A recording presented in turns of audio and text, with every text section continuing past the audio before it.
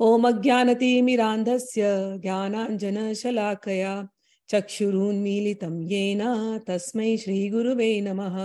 श्रीचैतन्यमनोभीष्टं स्थापितं येन भूतले स्वयं रूपः कदा मह्यं ददाति स्वपदान्तिकं। वन्देऽहं श्रीगुरौ श्रीयुतपदकमलं श्रीगुरून् वैष्णवांश्च श्रीरूपं साग्रजातं सहगण रघुनाथान्वितं तं साजीवं साद्वैतं सावधूतं परिजनासहितं कृष्ण चैतन्य देवं श्रीराधा कृष्ण पादान् सहगण ललिता श्री विशाखान्वितंश्च। हे कृष्ण करुणा सिंधो दीनबंधो जगत्पते गोपेशा गोपिका कांत राधा कांत नमोस्तुते। तप्त कांचन गौरांगी राधे वृंदावनेश्वरी वृषभानुसुते देवी प्रणमामि हरिप्रिये।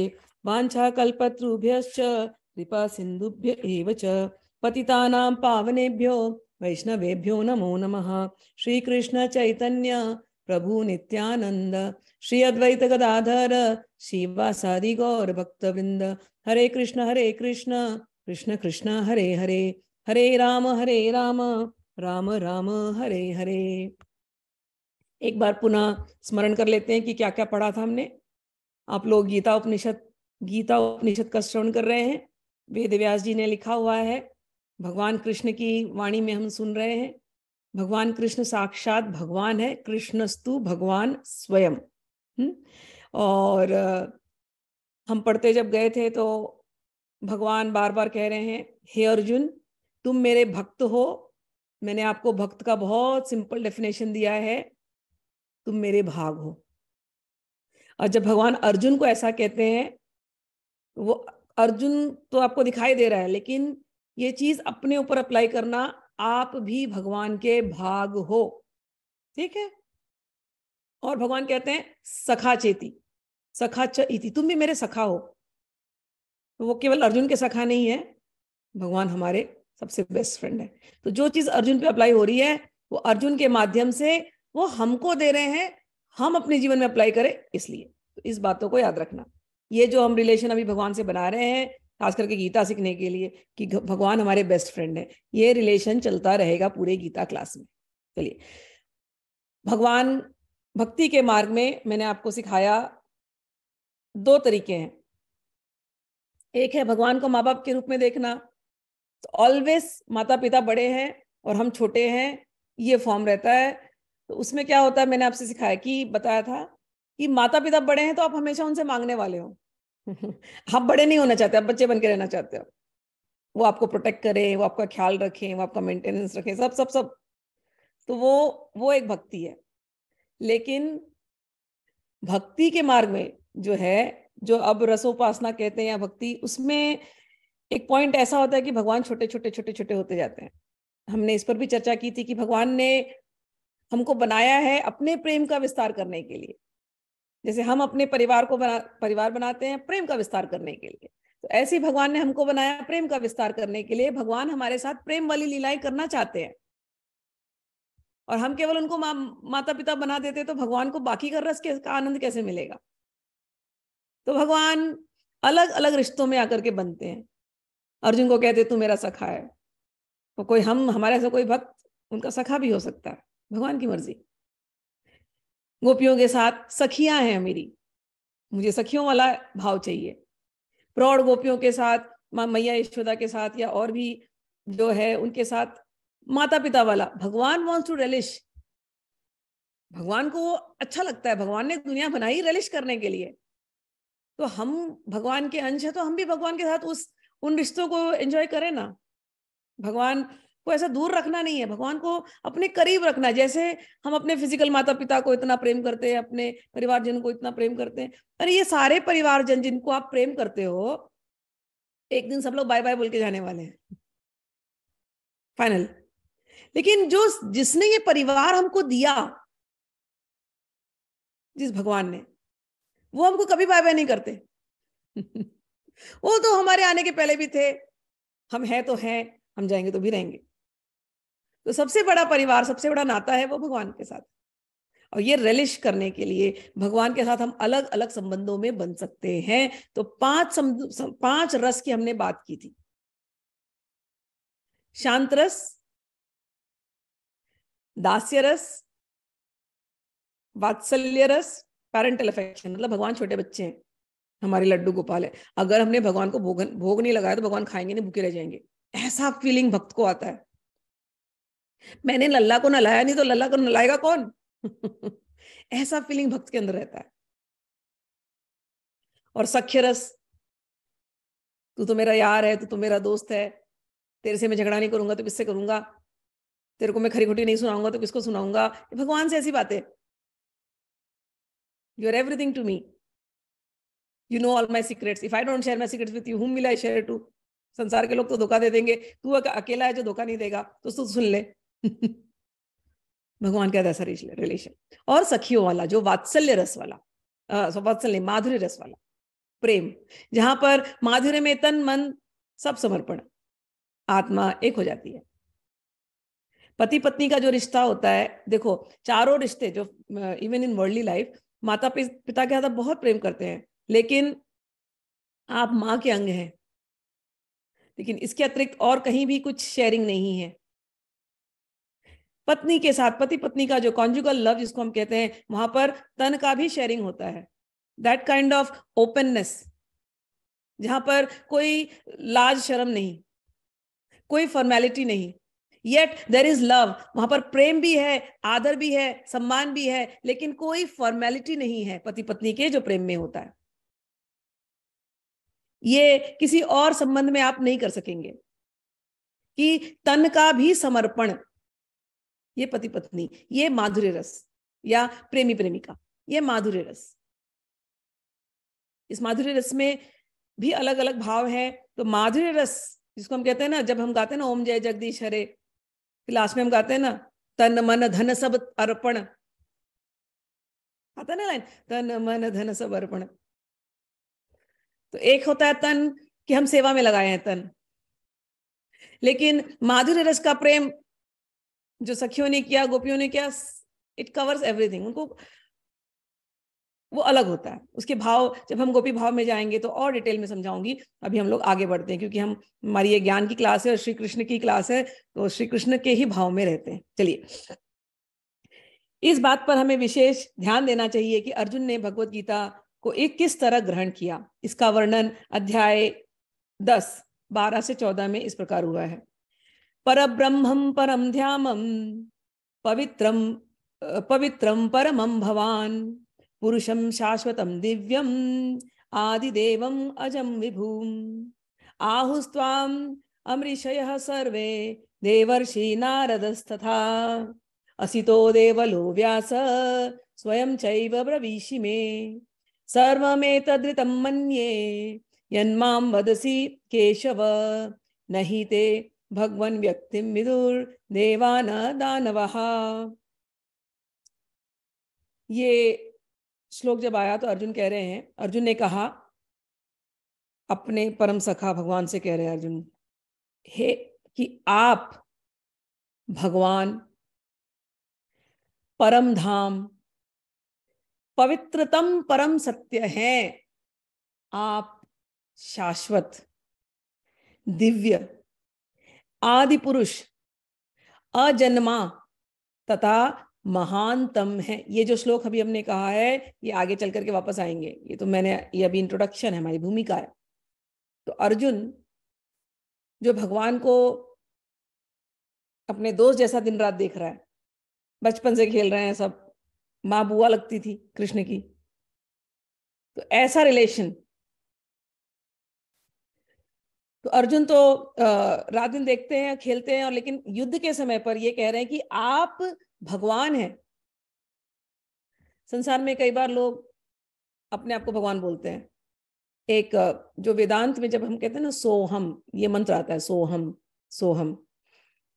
सोहम का अर्थ है वो मैं वही हूं, वो मैं हूं, मैं वही हूं। सोहम, जो वो है वो मैं हूं, मतलब भगवान ही मैं हूं। तो सोहम के अर्थ से लोग ये लगाते हैं जो भगवान है वो हम भी भगवान है। तो कई बार लोग कहते हैं ऐसे, अरे हम ही भगवान है। लेकिन हम भगवान नहीं हो सकते। यहां अर्जुन जब कह रहे कि आप भगवान है, तो अर्जुन ने वो डुअलिटी रखी ना, वो अपने आप को नहीं बोल रहा है भगवान आप भगवान हो मैं भी भगवान हूं, नहीं कह रहा है, कहीं एंड तक नहीं कहा अर्जुन ने कि मैं भी भगवान हूं। जो भगवान के साथ लेक्चर सुन रहा है वो कहीं नहीं कह रहा है मैं भगवान हूं, वो कहीं नहीं कह रहा है सोहम। समझ आई बात? अर्जुन कहीं नहीं कह रहे सोहम, अर्जुन कह रहे परम भवान, भवान यानी आप परम ब्रह्म हो। कह रहे हैं कि आप पर ब्रह्म हो, जो लोग ब्रह्म ब्रह्म कहते हैं ना, आप ही पर ब्रह्म हो,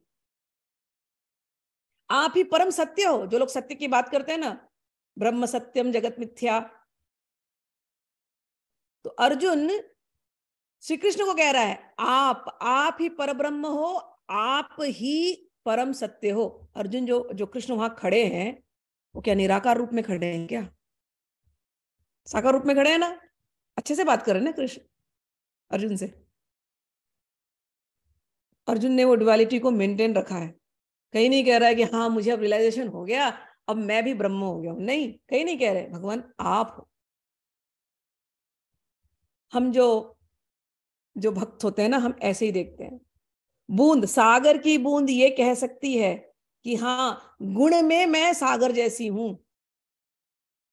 सागर नमकीन है, सागर की बूंद लोगे वो भी नमकीन है, जितने मिनरल सागर में उतने मिनरल उसके एक बूंद में। लेकिन सागर की बूंद कभी क्या यह कह सकती है कि मैं सागर हूं? नहीं कह सकती। सागर की बूंद है, सागर सागर है। अर्जुन को ये प्रॉपर रियलाइजेशन है। अर्जुन कह रहे हैं कि हे भगवान आप परम ब्रह्म हो, आप परम धाम हो। परम धाम फाइनल डेस्टिनेशन आप ही हो। कोई कहीं भी यहां वहां भटकता हो, अलग अलग सेक्ट्स हैं, अलग अलग देवी देवता हैं, अलग अलग सब कुछ है, बहुत सारे पाथ हैं, बहुत सारे रास्ते बताए गए। ऐसा नहीं था कि अर्जुन को पता नहीं था। जिस घर में व्यास देव का साक्षात आना जाना हो, पूरी महाभारत व्यास देव ने लिखी है ना, आप पढ़ेंगे भीष्म पितामह को भी व्यासदेव से बातें हुई है, सत्यवती से व्यासदेव प्रकट हुए हैं। कौरव का जो जो जो जो वंश निकला है उसमें व्यासदेव का ही तो वंश, इनडायरेक्टली डायरेक्टली उन्हीं का अंश है सब कुछ। तो जिस घर में साक्षात व्यासदेव हो, जिनके घर में आना जाना, उस घर में अर्जुन है, तो अर्जुन को तो क्या नॉलेज मिली है जगह जगह पर। वो नॉलेजवाल, वो ज्ञान व्यान व्यक्ति अर्जुन, वो कह रहे हैं भगवान श्री कृष्ण को, अपने सखा को, आप ही पर ब्रह्म हो, आप ही परम सत्य हो, आप ही परम धाम हो। आगे कहते हैं पवित्रम परमम भवान, आप ही परम पवित्र हो, आपसे पवित्र कुछ और है ही नहीं। आगे कहते हैं पुरुषम शाश्वतम, आप ही पुरुष हो। पुरुषम शाश्वतम, शाश्वत, परमानेंट, सब कुछ खत्म हो जाएगा लेकिन आप रहोगे शाश्वतम, परमानेंटली। पुरुषम का अर्थ होता है जो पुरी में रहने वाले को पुरुष कहते हैं। तो ये शरीर है, इसको पुरी कहते हैं।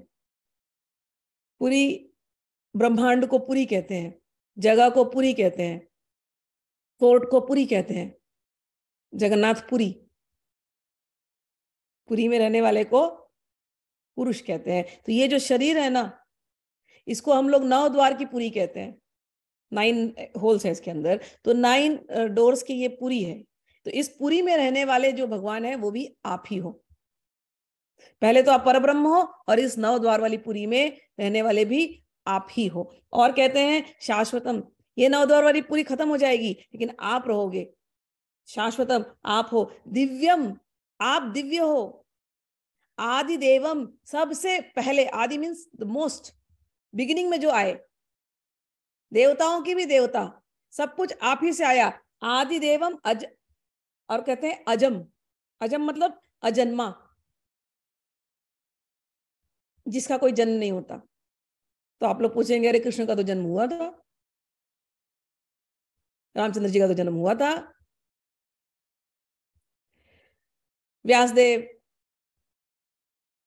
कि जब हम श्रीमद् भागवतम पढ़ते हैं तो उसमें उन्होंने बहुत अच्छे से स्पष्ट रूप से समझाया। उन्होंने उदाहरण लिया सूर्य का। आप सूर्य को देखते हैं तो कभी लगता है कि सूर्य पहाड़ों में से निकल रहा है, जो लोग पहाड़ी एरिया में रहेंगे। जो समुद्री एरिया में रहते हो कहते हैं सूर्य तो समुद्र से निकल रहा है। जो जंगली एरिया में रहेंगे वो कहेंगे सूर्य तो जंगल से निकल रहा है। जो बिल्डिंग्स में है वो बोलेगा सूर्य तो हमारे छत से निकल रहा है, कोई किसी को अपनी खिड़की से दिखाई दे रहे हैं। इतनी जगहों से अलग अलग लोग सूर्य को उगता हुआ देखते हैं, लेकिन सूर्य निकलता कहाँ से है? कहीं से निकलता है क्या? सूर्य तो अपनी जगह पे टिका है। हमें ऐसा प्रतीत हो रहा है कि ये यहां से अभी उदय हुआ। मेरे यहाँ दिन है तो मुझे लग रहा है कि सूर्य मुझे दिखाई दे रहा है, आपको लग रहा है सूर्य नहीं दिखाई दे रहा। आप क्या नहीं है, लेकिन सूर्य तो है। आप नहीं देख पा रहे हो अलग बात है, लेकिन सूर्य तो है। ऐसे ही भगवान हैं। कभी कभी वो दिखाई दे जाते हैं, अच्छा वृंदावन से उदित हुए हैं कभी अयोध्या से उदित हुए हैं, कहीं कभी सिद्धपुर से उदित हुए हैं, कहीं कहीं से उदित हो गए भगवान। ठीक है, तो भगवान अजन्मा है, भगवान का जन्म नहीं होता। भगवान कहीं ना कहीं अपने आप को प्रकट करते हैं। भगवान के बहुत सारे अवतार होते हैं। भगवान भक्तों के अंदर भी आते हैं, भक्त रूप में आते हैं। जैसे मैंने ये जो हम लोगों ने अलग अलग अवतार पढ़े, मत्स्य अवतार, वामन अवतार, कच्छप अवतार इत्यादि, ये सारे अवतार सब में भगवान आए हैं। वारा अवतार सब में भगवान आए। भगवान किसी भी रूप में आ सकते हैं। क्यों आते हैं? लीला करने के लिए। उनको ये आनंद लेना है, उनको ये एंजॉय करना है। ये विस्तार उन्होंने आनंद के लिए किया, तो ये वो आते हैं, प्रकट होते हैं। हम जब लीलाओं को पढ़ते हैं तो हम लीलाओं को वैसे ही पढ़ते हैं। दो तरीके से हमारे यहाँ स्टोरीज बताई जाती पुराणों में। भगवान आए, भगवान ने ये वीर पराक्रम किया, इस राक्षस को मारा, उस राक्षस को मारा। जिनको वो वीर पराक्रम अच्छा लगता है वो वीर पराक्रम देखते हैं। हमारे ऐसे भगत को तो भगवान का प्रेम नजर आता है हर जगह। भगवान को मछली बनना है तो आ जाते हैं मत्स्य अवतार में, खूब पानी में खेलते हैं तो हम लोग तो जब जल को भी देखते हैं, मछली को भी देखते हैं, तो अरे मत्स्य अवतार की जय हो। भगवान को कछुआ बनना है तो आ गए कछुआ बन करके, कच्छप अवतार की जय हो। बोर को हम देखते हैं अरे भगवान है। ये हमारी दृष्टि में ये जो अलग अलग कथाएं बताई गई, जब हम संतों के साथ बैठते हैं, हमारी दृष्टि को वो इतने पवित्र कर देते हैं कि हमें हर एक जीव जंतु जानवर में, हर एक पेड़ पौधे में, हर एक में हमारे भगवान नजर आते हैं। ऐसा कोई क्षण नहीं है कि भगवान नहीं है। ऐसी स्थिति हो जाती है। हम केवल एक ही नहीं सोचते कि अरे मंदिर में ही भगवान मिलेंगे। नहीं नहीं नहीं, चलते फिरते जहां जाओ हर एक चीज में भगवान है। ये हमारी दृष्टिकोण, जब हम संतों के साथ बैठते हैं, उनकी वाणियां सुनते हैं, उनकी बातें सुनते हैं, तो हमारा दृष्टिकोण ऐसे बदल जाता है। Eyes are open, we see god everywhere. जल में भी भगवान दिखाई देते हैं, स्थल में भी भगवान दिखाई देते हैं। ज्वाला माला खुले विष्णु, सर्वम विष्णुमयम जगत, सब कुछ विष्णुमय दिखाई देता है। चलिए, तो ये कह रहे हैं भगवान आप ही आदिदेव हैं, आप अजन्मे हैं और आप महानतम हैं। आपसे बढ़कर के कुछ और है नहीं। और ये केवल मैं नहीं कह रहा हूं, आगे का जो श्लोक है कहते हैं नारद, नारद मुनि सबसे बड़े गुरु हैं। नारद मुनि को तो देवतागण भी पूजते हैं, हम मनुष्य तो पूजते ही हैं, असुर लोग भी पूजते हैं। नारद ऐसे हैं। नारद, असित, देवल तथा व्यास जैसे समस्त महामुनि आपके विषय में इस सत्य की पुष्टि करते हैं। और आप जब अब आप स्वयं मुझसे इसी की घोषणा कर रहे हैं, हे कृष्ण, आपने जो कुछ कहा है उसे पूर्ण रूप से मैं सत्य मानता हूं। हे प्रभु, न तो देवता और न असुर आपके व्यक्तित्व को समझ सकते हैं। तो अर्जुन कह रहे हैं कि जो मैंने व्यासदेव से सुना था, जो मैंने नारद जी के उसमें सुना था। आप लोग बुक पढ़ते हैं ना, पुराण पढ़ते हैं, वेद पढ़ते हैं, बहुत आप लोगों को शौक है पढ़ने का। मैंने आपको बताया इन वेदों में है क्या, व्यासदेव ने लिखा है, नारद जी की वाणी है, गई ब्रह्मा जी की वाणी है, यही है। और फाइनल कंक्लूजन हर एक वाणी की, हर एक कथा की यही है कि भगवान श्री कृष्ण है, उनकी पूजा करनी चाहिए। यही है। सब आप पढ़ लीजिए, घूम फिर करके आ जाएंगे यहीं पर। तो अर्जुन कहते हैं मैंने सुना था इन लोगों के मुख से, अब आप साक्षात कह रहे हैं। और अर्जुन ने वहां पर एंड नहीं किया, ये तो चैप्टर 10 के श्लोक है। अर्जुन ने यहाँ पर एंड नहीं किया, अर्जुन ने टेस्ट किया, बोला आप कह रहे हैं तो कृपा करके दिखाओ। तो भगवान ने वो भी प्रूव कर दिया। भगवान आए थे, भगवान ने वो प्रूव करके दिखाया, एक जगह नहीं कई कई जगहों पे दिखाया। भगवान जिसको आप लोग ढूंढ रहे हैं वो साक्षात इस स्वरूप में आए थे।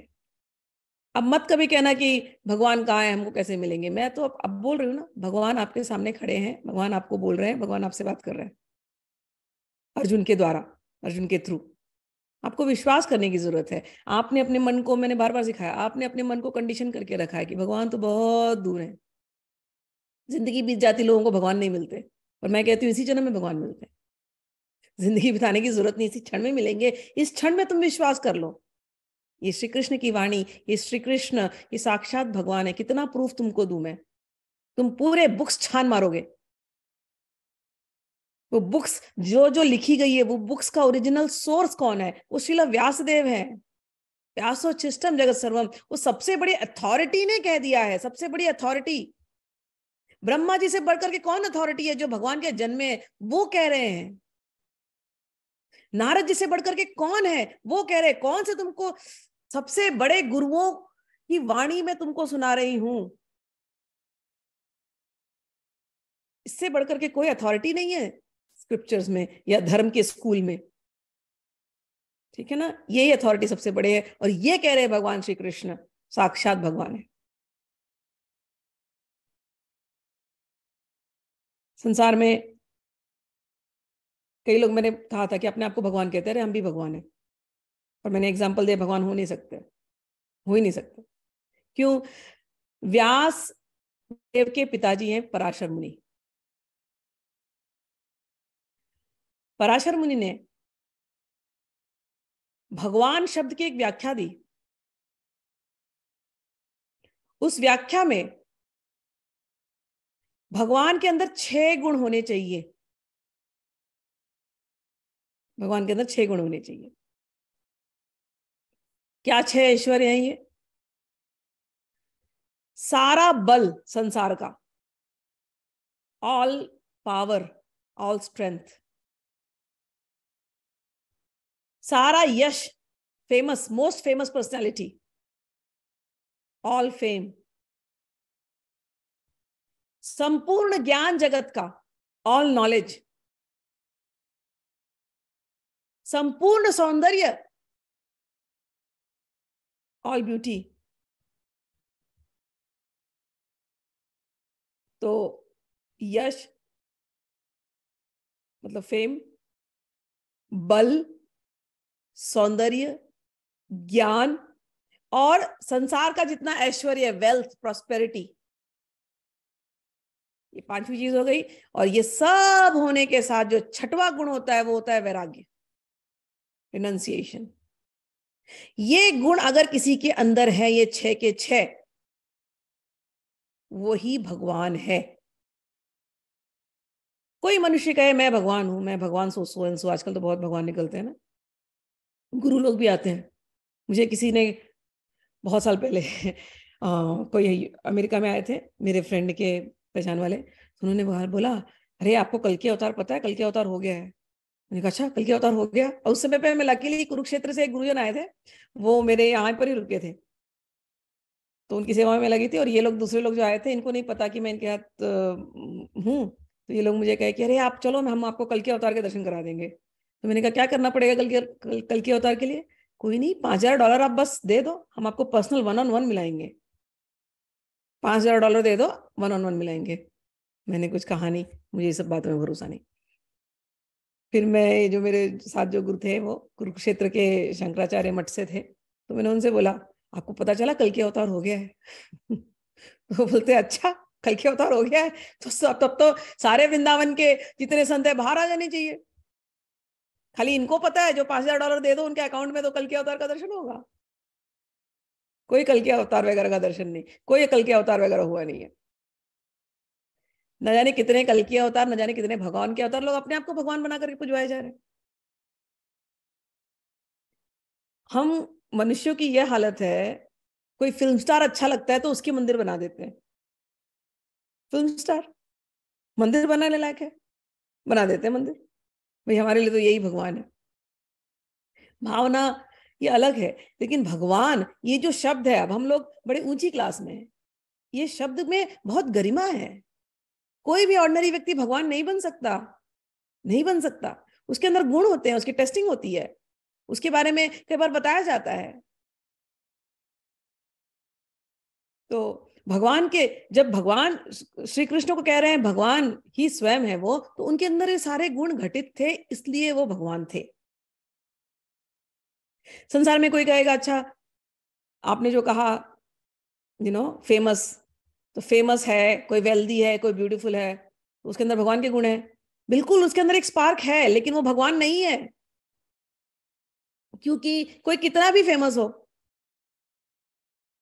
वो एक जगह फेमस होगा, दूसरी जगह नहीं फेमस होगा। कोई फिल्म स्टार आप ले लो, चलो इंडिया में बहुत फेमस है वो फिल्म स्टार, लेकिन जरूरी नहीं है कि वो फॉरेन कंट्री में भी फेमस हो, जरूरी नहीं है वो गांव में फेमस हो।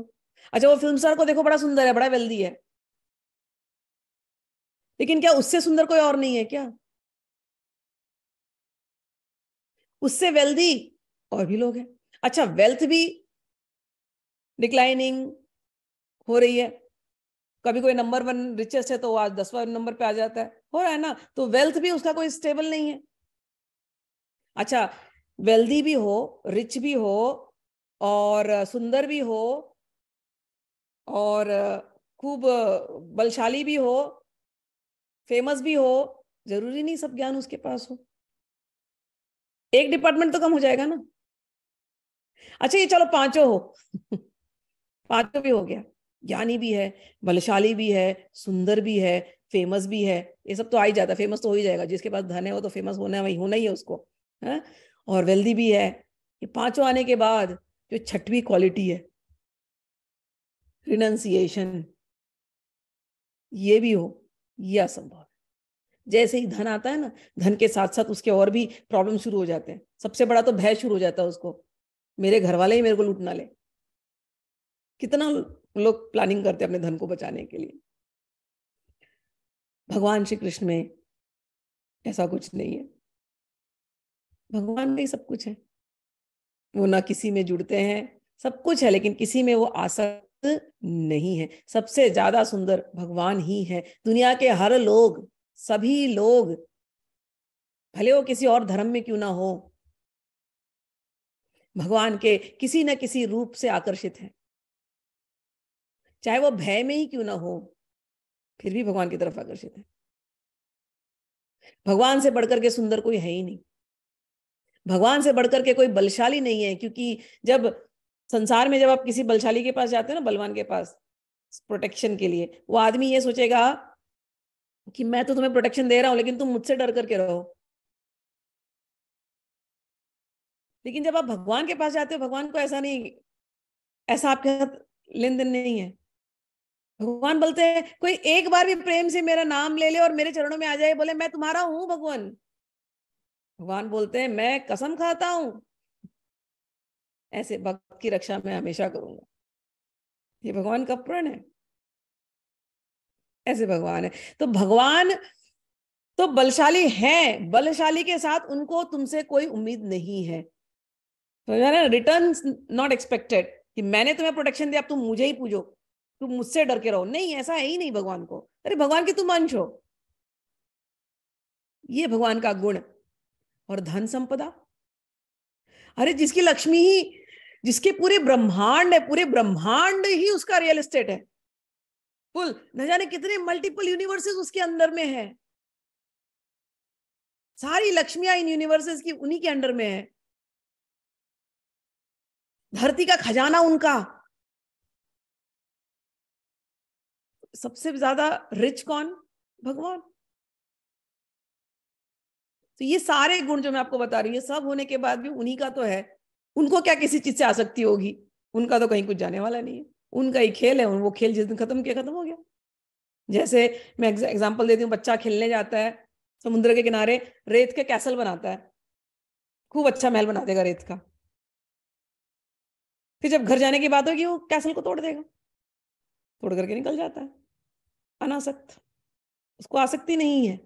ऐसे ही भगवान है, सब बनाते हैं, फिर जब प्रलय होता है उन्हें कोई आसक्ति नहीं, रोते नहीं अरे प्रलय हो गया, प्रलय हो गया, प्रलय हो गया। हमारा तो कुछ भी जाएगा तो हम रोते बैठेगा, अरे प्रलय हो गया, जीवन बर्बाद हो गया। भगवान कुछ नहीं होता, खेल बनाया, खेल खत्म। इसको कहते हैं रिनंसिएशन। तो ये 6 गुण जिसके अंदर हैं, जब कभी भगवान की बात होगी ना, इस डेफिनेशन को तुम याद रखना, ये 6 गुण जिसके अंदर हैं वही भगवान है। All fame, all wealth, all beauty, all knowledge, all strength and renunciation. ठीक है, ये भगवान। तो यहां पर अर्जुन कह रहे हैं कि नारद मुनि भी यही कह रहे थे, व्यास मुनि भी यही कह रहे थे, असित ने भी यही कहा, देवल से भी मैंने यही सुना, और हे भगवान आप भी अपने मुंह से स्वयं ये कह रहे हैं, मुझे इस पर भरोसा है। सर्वम एतद् ऋतम मन्ये, आपने जो कहा हे भगवान, मैं सब कुछ मैं जानता हूं, ये सब सही है। ऋतम यन्मा यन्मा मदसी केशव नहीं ते भगवान व्यक्तिम विदुर देवान दानवः, और आपके इस ऐश्वर्य को, षड ऐश्वर्य को न ज्ञानी समझ सकते हैं, ना देवता भी समझने में असमर्थ है, राक्षस भी समझने में असमर्थ है। भगवान ने भगवत गीता सुनने के बाद, भगवान से भगवत गीता सुनने के बाद अर्जुन ने कृष्ण को परम ब्रह्म स्वीकार कर लिया। प्रत्येक जीव ब्रह्म है, लेकिन परम पुरुषोत्तम भगवान परम ब्रह्म है। परम धाम का अर्थ है कि वे सर्वों के परम आश्रय या धाम है। पवित्रम का अर्थ है वे शुद्ध हैं और भौतिक कल्मश से अरंजित हैं। पुरुषम का अर्थ है कि वे परम भोक्ता हैं, शाश्वतम अर्थात सनातन, दिव्यम अर्थात दिव्य, आदि देवम भगवान, अजम अजन्मा, तथा विभुम अर्थात महानतम है। कोई यह सोच सकता है कि चूंकि कृष्ण अर्जुन के मित्र थे, अतएव अर्जुन सब चाटुकारिता के रूप में कह रहा था। लेकिन अर्जुन भगवत गीता के पाठकों के मन से इस प्रकार का संदेह को दूर करने के लिए अगले श्लोक में इस प्रशंसा की पुष्टि करता है, जब वह कहता है कि कृष्ण को मैं ही भगवान नहीं मानता, नॉट ओनली मी। कोई यह ना उंगली उठा दे कि हाँ ये तो दोस्त है बटरिंग कर रहा है ना। अर्जुन ने इसीलिए नाम लिया नारद जी का, असित का, देवल का, व्यास जी का, कि मैं अकेले नहीं कहता, ये सब कहते हैं। ये सब महापुरुष हैं जो समस्त आचार्यों द्वारा स्वीकृत वैदिक ज्ञान का वितरण करते हैं। अतएव अर्जुन कृष्ण से कहता है कि वे जो कुछ भी कहते हैं उसे वह पूर्ण सत्य मानता है। इसे आपने जो कहा मैं सत्य मानता हूं, because it is being endorsed. Highest authority उन्होंने एंडोर्स किया है, और मैं आज भाग्यवान हूं कि आपके मुख से सुन रहा हूं। और आप लोग जो गीता सुन रहे हैं क्लास में अभी, आप लोग भी बहुत भाग्यवान है जो ये सुन रहे हैं। सर्वम एतवृतम मन्ये, आप जो कुछ कहते हैं उसे मैं सत्य मानता हूं। अर्जुन यह भी कहता है कि भगवान के व्यक्तित्व को समझ पाना बहुत कठिन है, यहां तक कि बड़े बड़े देवता भी उन्हें नहीं समझ सकते। अतएव मानव भक्त बने बिना भगवान श्री कृष्ण को कैसे समझा जा सकता है। अतएव भगवत गीता को भक्ति भाव से ग्रहण करना चाहिए। किसी को यह ना सोचना चाहिए कि वह कृष्ण के तुल्य है, नहीं यह सोचना चाहिए कि कृष्ण सामान्य पुरुष हैं या कि एक महानतम व्यक्ति हैं। भगवान श्री कृष्ण साक्षात पुरुषोत्तम भगवान हैं। अतएव भगवत गीता के कथनानुसार या भगवत गीता को समझने का प्रयत्न करने वाले अर्जुन के कथनानुसार हमें सिद्धांत रूप में कम से कम इतना तो स्वीकार कर लेना चाहिए कि श्री कृष्ण भगवान है, और उसी विनीत भाव से हम भगवत गीता को समझ सकते हैं। जब तक कोई भगवत गीता को विनम्र भाव से नहीं करता है, तब तक उसे समझ पाना अत्यंत कठिन है, क्योंकि ये एक महान रहस्य है। तो भगवत गीता है क्या? भगवत गीता का प्रयोजन मनुष्य को भौतिक संसार के अज्ञान से उबारना है। प्रत्येक व्यक्ति अनेक प्रकार की कठिनाइयों में फंसा रहता है, जिस प्रकार अर्जुन भी कुरुक्षेत्र में युद्ध करने के लिए कठिनाई में था। अर्जुन ने श्री कृष्ण की शरण ग्रहण की, फलस्वरूप इस भगवत गीता का प्रवचन हुआ। न केवल अर्जुन, वरन हम में से प्रत्येक व्यक्ति इस भौतिक अस्तित्व के कारण चिंताओं से पूर्ण है। हमारा अस्तित्व ही अनस्तित्व के परिवेश में है। वस्तुतः हमें अनस्तित्व से भयभीत नहीं होना चाहिए। हमारा अस्तित्व सनातन है, लेकिन हम किसी न किसी कारण से असत में डाल दिए गए हैं। असत का अर्थ है उससे कि जिसका अस्तित्व नहीं है। इसमें एक चीज समझने वाली बात है, एक चीज जो प्रभुपाद बता रहे हैं कि भगवत गीता को समझने के लिए माइंडसेट कैसा होना चाहिए। तो कहते हैं विनम्र होना चाहिए, हम्बल। बार बार जगह जगह पे ह्यूमिलिटी को बहुत इंपॉर्टेंस दिया गया है, एक्सेप्ट करना चाहिए। मैं जब यंग थी तो बहुत तार्किक थी, बहुत तर्क करती थी। तो कई बार तर्कों में वो उत्तर नहीं मिलता था, और तर्क करने का जो मेरा जो माइंडसेट था वो ये होता था कि सामने वाले को हराना है। अगर उस माइंडसेट से, मैं सच कह रही हूं, मैंने किया है इसलिए बता रही हूं, उस माइंडसेट से भगवत गीता पढ़ने जाएंगे तो भगवत गीता नहीं समझ में आती। लेकिन मैंने ये भी देखा कि भगवान बड़े प्यारे हैं, उनको अच्छा लगता है। वो ये जानते थे कि मेरे हृदय में है वो चीज, जानने की जिज्ञासा, जानने की जिज्ञासा है। हाँ, मैं तर्क करती हूँ, ये मेरे अंदर माइनस था कि तर्क करके दूसरे को हराना है बस। उसमें मुझे आनंद आता था, उसमें कहो कि अहंकार की पुष्टि, जो कहना कह दो, यंग थे तब। लेकिन भगवान की इतनी कृपा थी, ऐसे ऐसे गुरुजनों से मिलवाया, ऐसे ऐसे गुरुजनों के मुख से गीता सुनवाई, और सुनवाई ही नहीं, उनके आचरण में जो विनम्रता देखी और उनके वाणी से जो विनम्रता के बारे में सुना, और फिर जब खुद के अंदर सर्च लाइट लगाया और देखा कि मेरे अंदर कहां कहां कमी है, और बार बार उन गुरुजनों को अपना रोल मॉडल रखा। ऐसा बनना है, ऐसा बनना है, ऐसा बनना है। इतना ज्ञान होकर के भी इतने विनम्र कैसे, और मुझे थोड़ा सा ज्ञान होकर के भी क्या है। तो भगवान, एक बात मैं बताती हूँ, भले आप तार्किक होंगे, भले कैसे भी होंगे, गोल ये है कि हमें विनम्र होना है। तो जो रोल मॉडल आपको भगवान भेजते हैं उनसे उनसे सीखना चाहिए। लेकिन जब तक आप विनम्र नहीं होंगे, ये ज्ञान नहीं अंदर जाने वाला, नहीं जाने वाला। और दूसरी एक बात, गीता पढ़ते समय अकेले आप सोचेंगे कि मैं बुक खोल लूंगा और पढ़ लूंगा, नहीं समझ में आएगी गीता। मैं सच कहती हूँ, नहीं समझ में आएगी गीता। मैंने ट्राई किया है, पूरी बुक पढ़ी है, सेम इंग्लिश लैंग्वेज है, लेकिन नहीं समझ में आ रही है।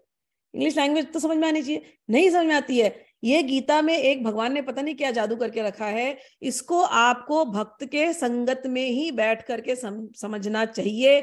जब आप सत्संग करते हैं तो ही गीता का ज्ञान आपके अंदर उतरता है, नहीं तो आप बुक जैसे पढ़ लोगे, कहोगे मैंने गीता पढ़ा है। मैं कई बार लोगों को बोलती हूँ गीता पढ़ने आइए, गीता पढ़िए। हाँ हाँ, हमने तो गीता पढ़ा है, गीता पढ़ा हमने, क्या देंगे वो लोग। अरे मैं बार बार समझाती हूँ, गीता पढ़ना पढ़ना नहीं है, गीता पढ़ने वाले का थिंकिंग कंप्लीटली चेंज हो जाएगा। जिस तरीके से आज तक आप दुनिया देख रहे थे ना, अब दुनिया वैसे नहीं देखोगे। गीता पढ़ना, गीता समझना, गीता को अपने जीवन में उतारना, उसको सुनना, लिसन, उस पर मनन करना, कंटेम्पलेट, और उसको अपने जीवन में उतारना, एसिमुलेट। लिसन, कंटेम्पलेट, एसिमुलेट, श्रवण, मनन, निधिध्यासन। कोई पेज में लिखा है हमेशा सत्य बोलना है। तो मैंने आपको बुक दी, बोला पढ़ लो, हमेशा सत्य बोलना है, हमेशा सत्य बोलना है, हमेशा सत्य बोलना है। अब 10 बार रिपीट करो, हमेशा सत्य बोलना है, हमेशा सत्य बोलना है।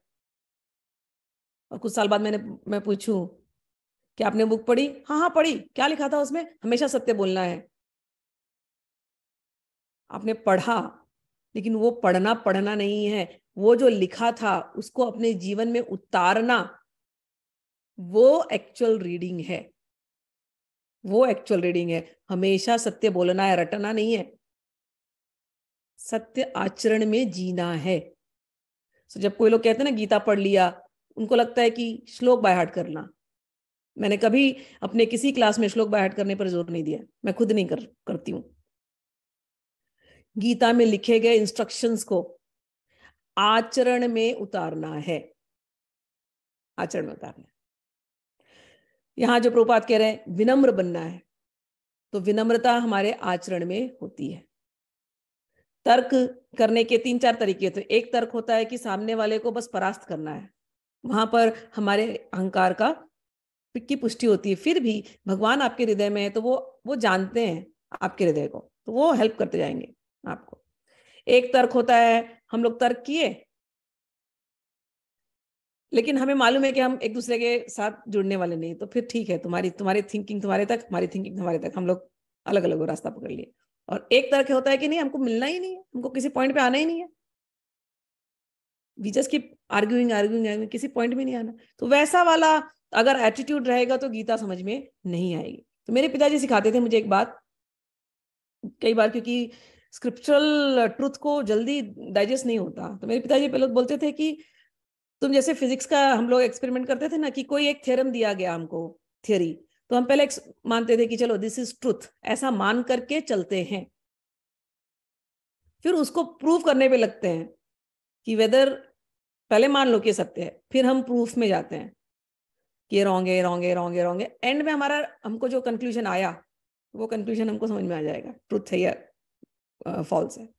तो जो स्क्रिप्चरल एविडेंसेस दिए गए, जो स्क्रिप्चर्स में लिखा गया है, पहले इसको मान करके चलो कि ट्रुथ है, फिर उसको तुम अपने अपने जैसे जैसे मतलब खोदोगे ना, तो तुमको सच क्या है वो पता चल जाएगा।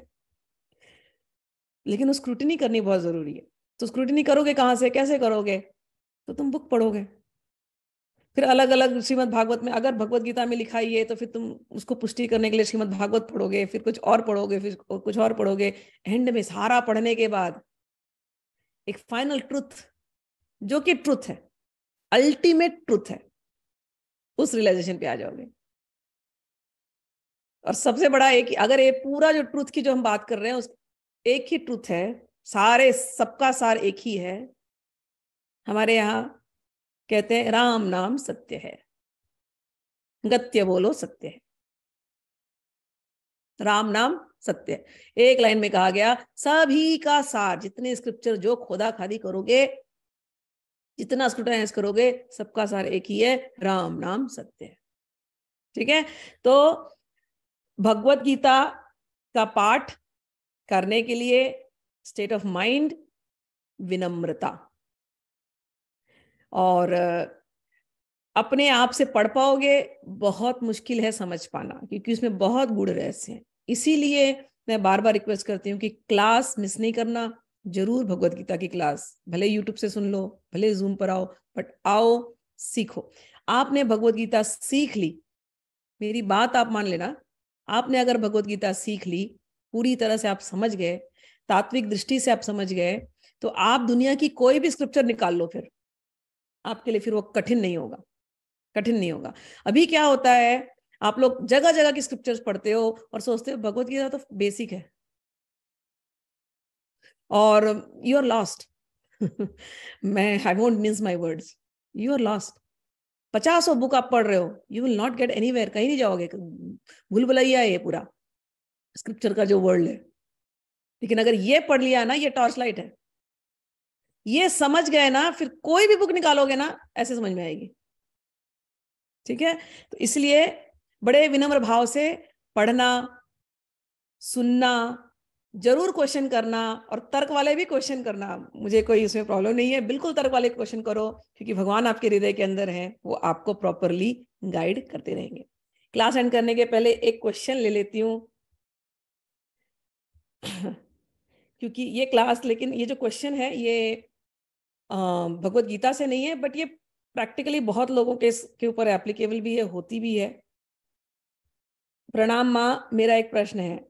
हमारे वैदिक और तांत्रिक विद्या में बहुत से ऐसे प्रोसेस हैं जिनका अनुष्ठान कई लोग गलत होते हुए भी अपने स्वार्थ के लिए करते हैं।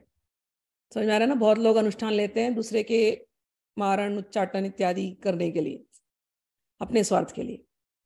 वो प्रोसेस बहुत सिद्ध भी है, जिससे कुछ भी संभव है। तो क्या ऐसा कोई भी मनुष्य जो दुराचारी हो या गलत रास्ते पे हो,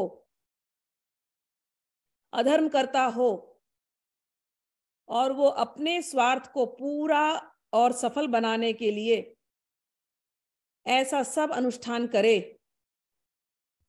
तो वो पूरा होता है? समझ आई ना? गलत रास्ते में चलने वाले लोग अपना स्वार्थ पूरा करने के लिए जो अनुष्ठान कर रहे हैं, क्या वो पूरे होते हैं? ये एक प्रश्न है। क्या किसी भी निश्चल निरपराधी को ऐसे अनुष्ठान से ऐसे लोग नुकसान पहुंचा सकते हैं? और ऐसे में वो देवी और देवता की क्या भूमिका होगी? I mean, will they allow success and harm someone who is innocent, but just because someone did a successful anushtan, that kriya will work against an innocent? और इससे कैसे बचा जा सकता है? दस्तु कृष्ण शरणागति। चलिए, इसमें बहुत सारे टेक्निकल स्टफ मतलब है बातें, मैं कोशिश करूंगी 5 मिनट में समझाने की। माँ सॉरी, पहले ही मैंने बहुत सारे क्वेश्चंस एक साथ पूछ दिए। हाँ, कोई बात नहीं है, अभी के लिए थोड़ा समझाऊंगी, क्योंकि इसके आंसर जैसे जैसे आप गीता में जाओगे ना, सब समझ में आएगी बात, और क्लैरिटी क्या समझ में आएगी। जी।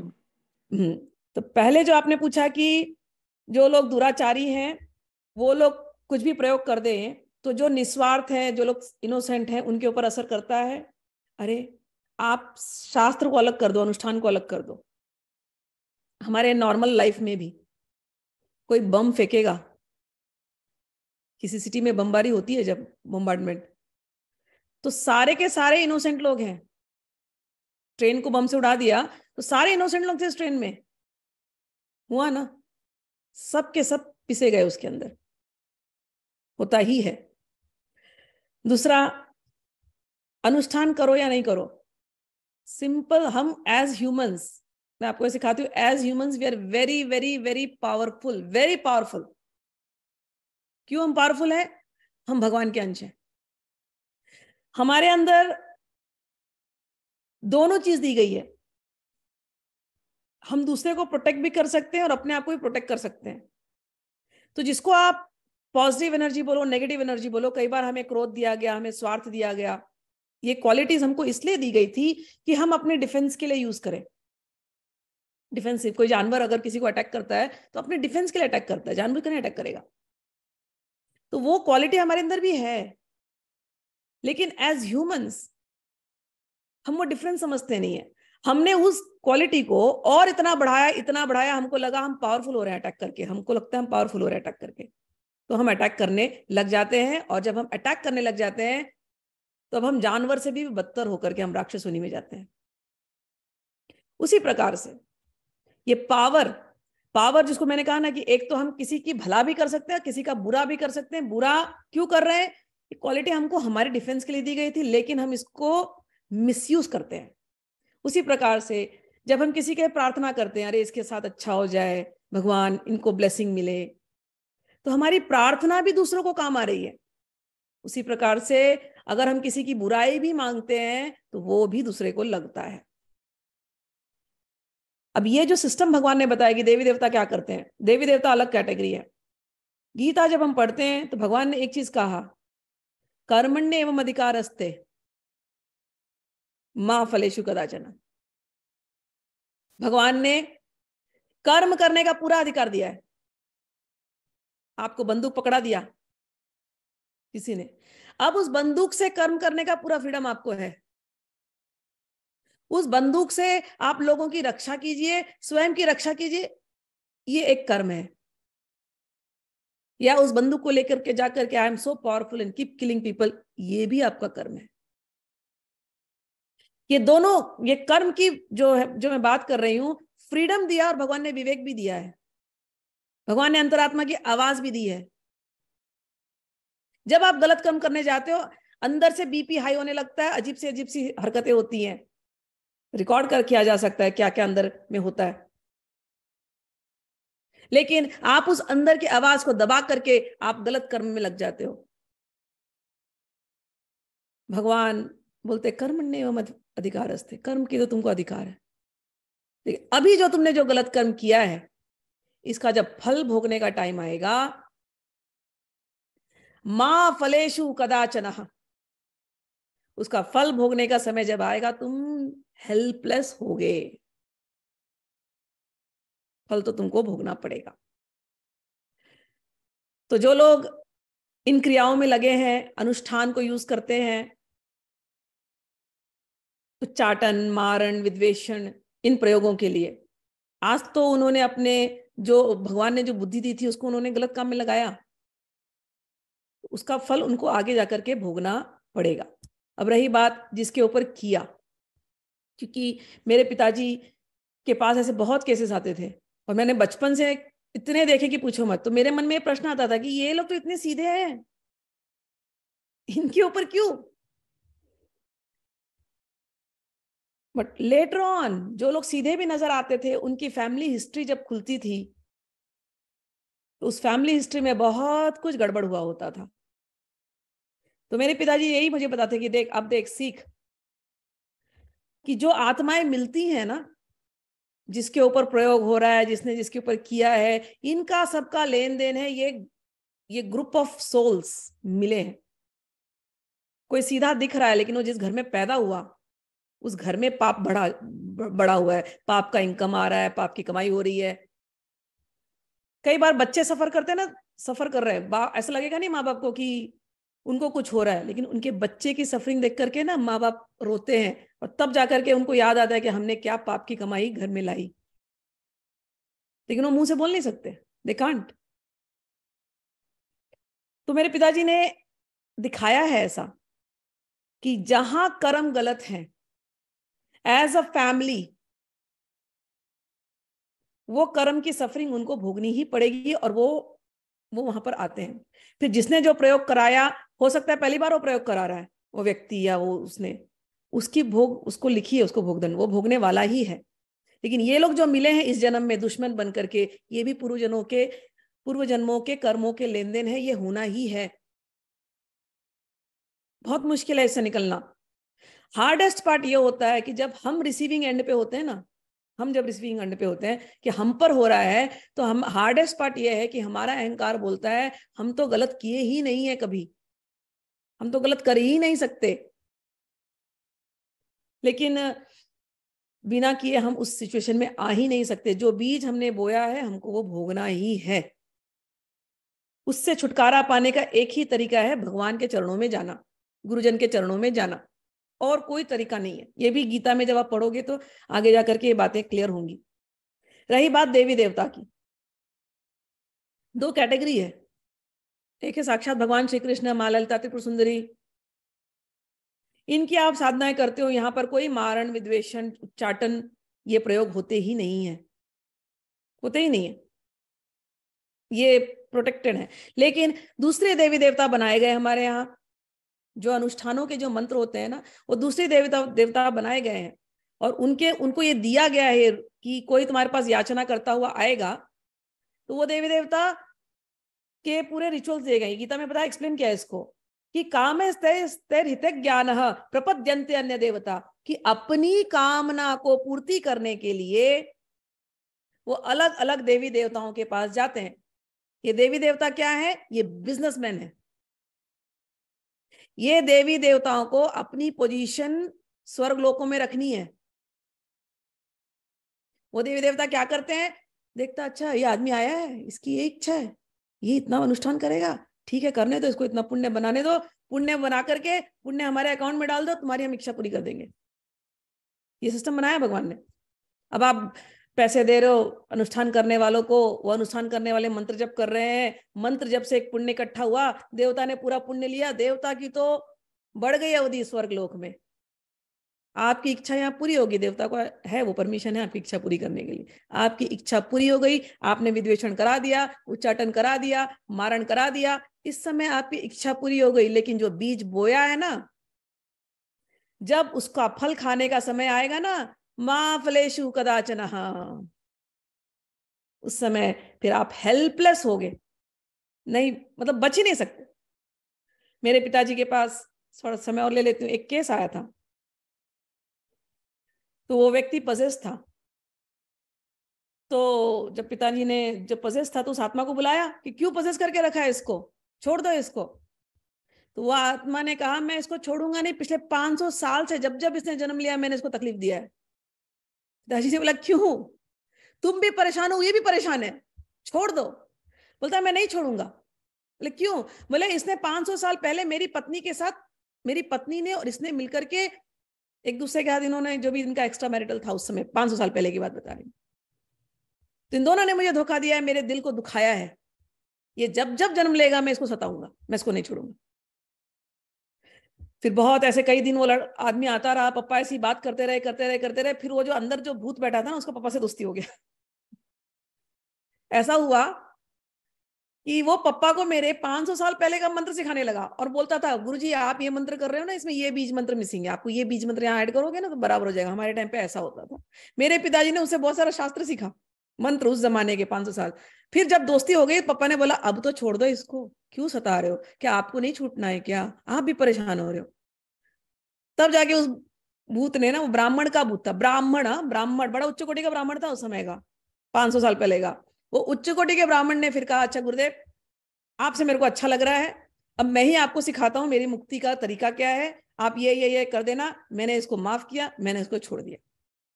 अब देखो 500 साल पहले की कथाएं मैं बता रही हूँ, सिंपल सी चीज थी, एक्स्ट्रा मैरिटल अफेयर किया था, पकड़ा गए थे, तब से वो आत्मा उसको छोड़ नहीं रही है।